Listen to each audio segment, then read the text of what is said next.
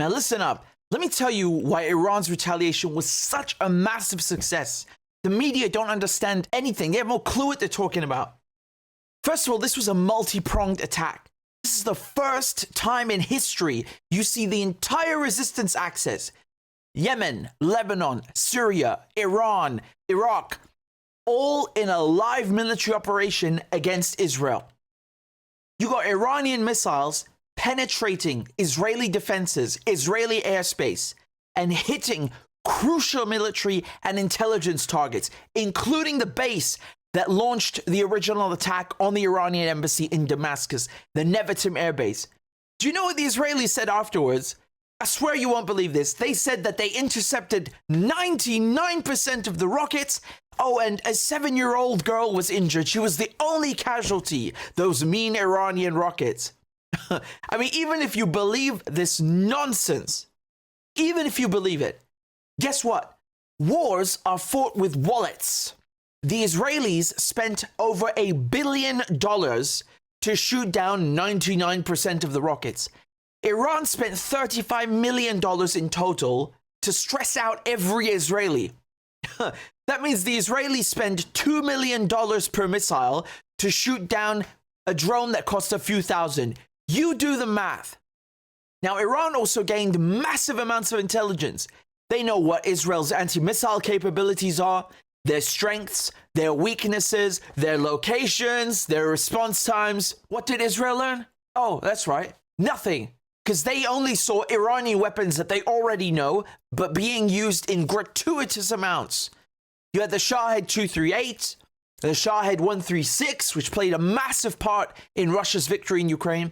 I mean, the psychological effects of this military operation are phenomenal.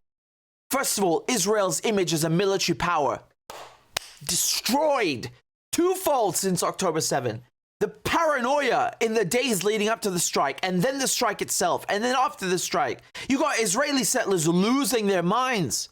Meanwhile, for the resistance, I mean, this is an enormous morale boost. Imagine you're living under Israeli occupation, and for the first time in your life, you see rockets flying at these Nazis over Nablus, over Bethlehem, over Al-Aqsa Mosque. This imagery is powerful. No one can contest that. No one. And we knew when we were watching it, we're watching history in the making. Iran also established deterrence and new rules to the game. Iran's patience was tested by Israel for decades. Far too much.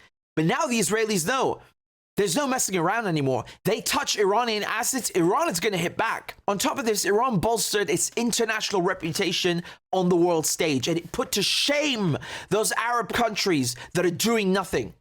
Iran's response was also rooted in international law. This strike is legal under Article 51 of the UN Charter. This is self-defense.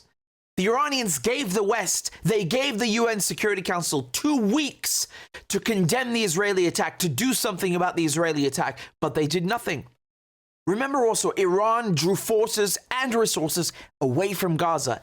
Any attack by anyone against the Israeli occupation is going to benefit people living under that occupation.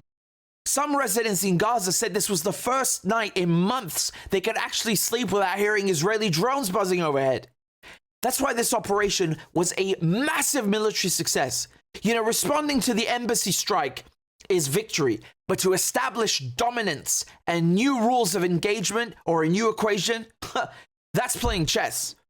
The resistance have masterfully crafted a strategy of keeping the Israelis on edge, drawing them into protracted wars of attrition, and hitting them where it hurts, but without embroiling the entire region in war and giving the Israelis what they want.